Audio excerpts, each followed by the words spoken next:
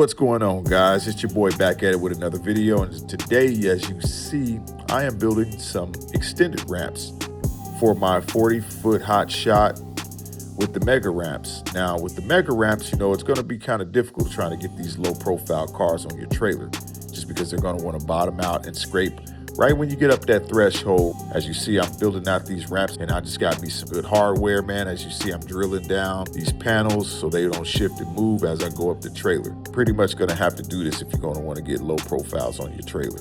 So I went to Home Depot, bought all the wood and hardware, did that myself, man, and didn't have no problems after it.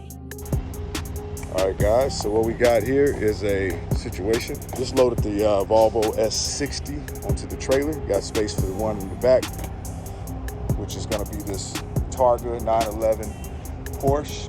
And as you can see, it's pretty low to the ground. It has a low clearance. They call these low pros, low profile. So we're going to try to load this on the trailer without scratching it. So what I've done was I made these makeshift extended, super extended ramp.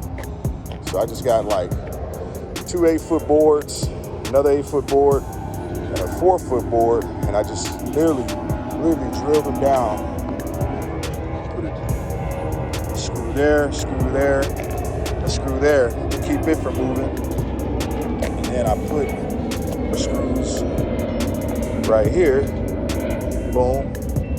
And then I put another piece of wood up here to give it a little lift. And I got some stabilizers underneath the wood to keep it from cracking, because it's not solid. So anyway, and then I got here some hooks that I've kind of built to lock into these ramps, and another little piece of wood under there to keep it from teeter-totting, like flipping down. And then I got on the deck another 8-foot piece. So when the wheels hit right here, it's gonna roll and hit that and lift it up a little more. Another 3-footer, and I got one on the other side. So with all this going on, as you see, I got two 8-foots on top, feet on top of that to give it some more lift. First level is gonna hit the wheels and pull it up. That way the bumper don't catch.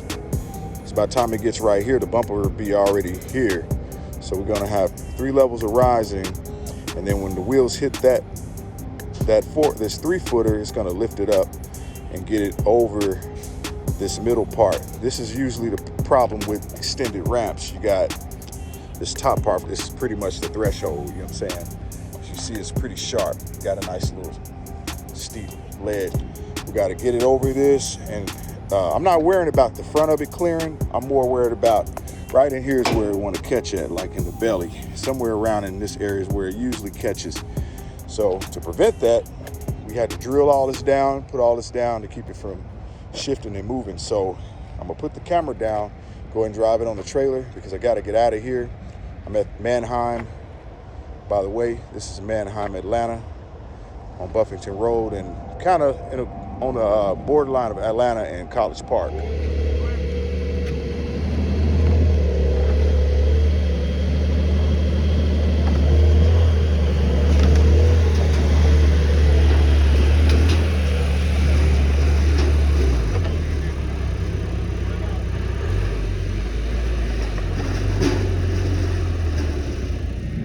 But you're gonna have to get 3 layers. As you see, you got one.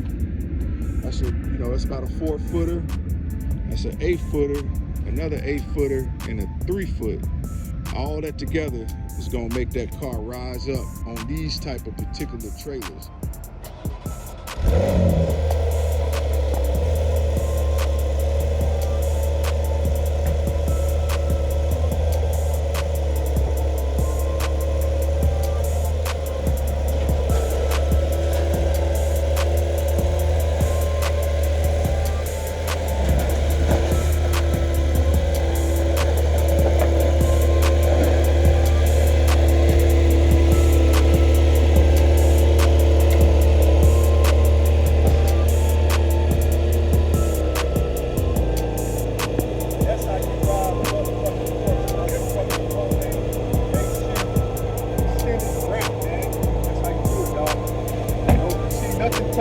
Nothing even attempt to touch. You have plenty of clearance. That's how you do it. So